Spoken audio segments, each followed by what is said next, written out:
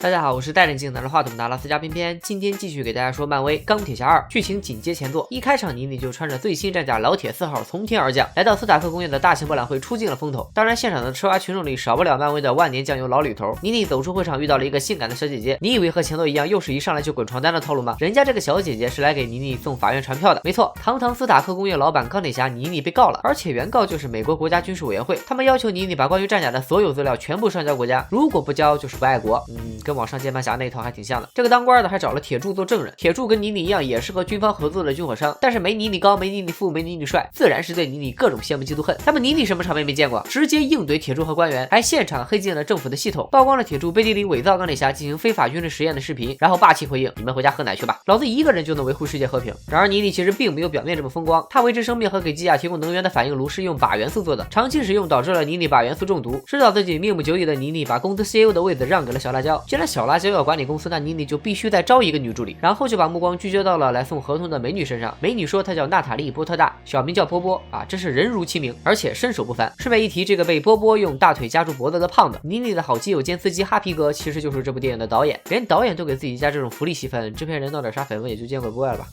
交接完工作以后呢，一身轻松的妮妮就可以光明正大的出去浪了，比如和性感美女波波飙个车什么的。大家不要误会啊，我说的飙车真的就是飙车 ，F1 方程式赛车，有钱人嘛玩的就比较高端一些。像偏偏平时一个人的时候，也会时不时飙个车。正当老司机妮妮飙到忘我的时候，本作的大反派也登场了，留着一头迪克牛仔的发型，就叫他大牛吧。大牛和妮妮一样都是技术宅，前作反派光头强死活都做不出来的反应炉被大牛轻松搞定。原来反应炉这个玩意儿本来就是妮妮他爹和大牛他爹共同发明的，后来大牛他爹被妮妮他爹放逐出美国，下半辈子穷困潦倒郁郁而终，因此大牛才来找妮妮报仇。虽然大牛不会飙车，但是鞭子玩的特别溜，一鞭子就切开了妮妮的赛车，眼看妮妮危在旦夕，小辣椒和哈皮哥把一个铁箱子扔给了妮妮，这个箱子就是最新款的简化版战甲老铁5号。穿上战甲的妮妮分分钟教大牛做人，还挖出了他的反应炉，把他送进了监狱。但是没想到妮妮前脚刚离开监狱，妮妮的死对头铁柱就救出了大牛，目的是让他给自己制造比妮妮的老铁系列更好的战甲。把元素中毒越来越深的妮妮也越来越浪，甚至穿着战甲在自己家里花天酒地，到处打炮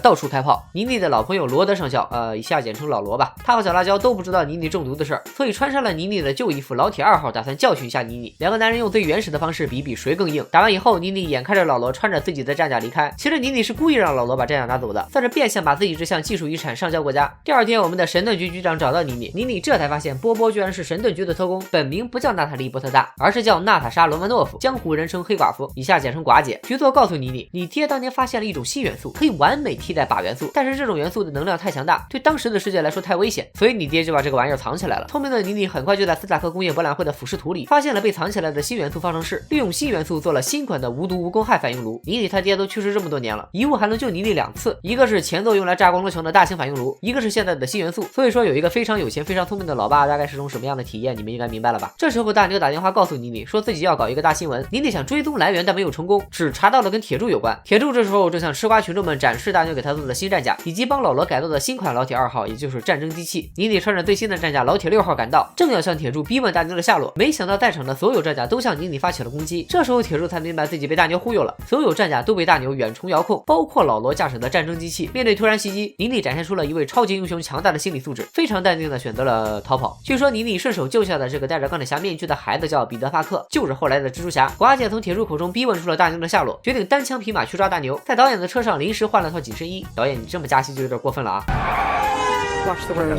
当寡姐赶到的时候，大牛已经逃跑，寡姐用电脑远程遥控重启了老罗的战争机器。接下来就是妮妮和老罗大战大牛的杂鱼战甲，这种战斗模式用专业术语叫做群 P。顺利的清关了杂鱼之后，大牛也开着自己的终极战甲赶到，一个人打妮妮和老罗2个，这种战斗模式用专业术语叫做双算了，这个有点无聊。老罗想着2打1怎么可能会输是吧，于是抢先动手。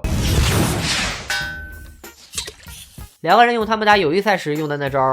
其实就是对波，玩拳王街霸的应该都懂。俩人就这么对了个波，就把大牛给干趴下了。然而大牛作为一个有骨气的反派，选择了将所有战甲自爆这种方式拖主角下水。但是你们懂的，电影里反派自爆9成9都是炸不死人的。之后好人一个没死，坏人集体团灭，妮妮救出小辣椒，俩人在天台接吻，算是正式确立了恋爱关系，从此走向了没羞没臊的性生活。片尾彩蛋，神盾局特工 Coulson 在一片荒地发现了一把锤子，当然就是大名鼎鼎的雷神之锤。所以下周6偏偏要说哪部漫威电影，你们应该都猜到了吧？拜了个拜。